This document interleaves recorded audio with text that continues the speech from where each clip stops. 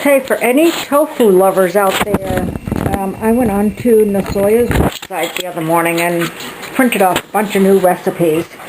This one is really awesome because this is actually, it's a little dry because I made it yesterday. This is a chocolate pudding that is made with soft tofu.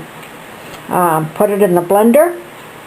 You add cocoa to it and sugar. It's not necessarily low-cal. It's got cocoa and vanilla, sugar. But it's made with tofu and it tastes really good. Because the sugar makes it sweet and it absorbs the taste of the cocoa. And I thought that was pretty awesome to have chocolate pudding that was actually made with tofu.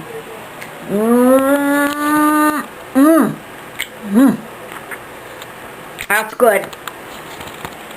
Other recipe I made last night is a sloppy joe recipe, and this just has onions and peppers and garlic, and then it has firm tofu, which is crumbled, soy sauce, which I use tamari, and tomato sauce.